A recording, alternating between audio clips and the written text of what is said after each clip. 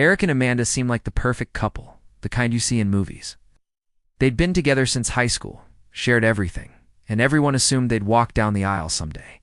Eric was completely devoted. He supported Amanda through college, worked 2 jobs so she could focus on her studies, and never once complained.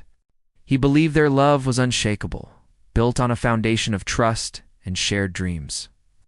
He was saving up for a ring, planning a future, picturing their life together, filled with kids in a house with a white picket fence. He truly thought Amanda was his forever. But one evening, everything shattered. Eric came home early from his second job, hoping to surprise Amanda with her favorite takeout. But the surprise was on him.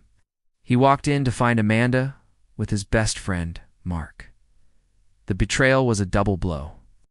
A knife to the heart from the 2 people he trusted most in the world. The shock was so immense he couldn't even speak. He just dropped the food, turned around and walked out. The image of their betrayal burned into his mind. That night, the man who believed in fairy tales died, and a new Eric began to form in the ashes of his broken heart. The days that followed were a blur of pain and anger. Sleep offered no escape, as nightmares of Amanda and Mark haunted him. He tried to understand, to find a reason, but there was none. Amanda's tearful apologies over the phone felt hollow, like empty words from a stranger. She said it was a mistake, that she still loved him, but how could he believe her? And Mark, the friend he'd known since childhood, simply vanished, unable to face him. The loneliness was crushing. Eric felt like he was drowning in a sea of sorrow, and the anger was the only thing keeping his head above water. He knew he couldn't stay in that dark place. He deserved better. So, he decided to channel his pain into something productive. He quit his second job and enrolled in night classes, pursuing the business degree he'd put on hold for Amanda. He started hitting the gym, trading sleepless nights for early morning workouts. Every drop of sweat, every page he read was a declaration of his independence.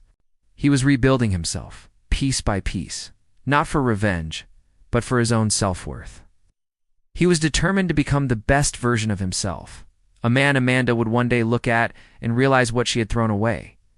Years went by. Eric graduated with honors, started his own successful marketing firm, and was in the best shape of his life.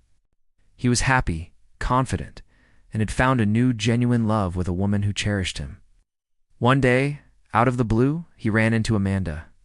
She looked tired, and the spark she once had was gone. She told him she and Mark had broken up years ago, that their relationship was built on guilt and didn't last.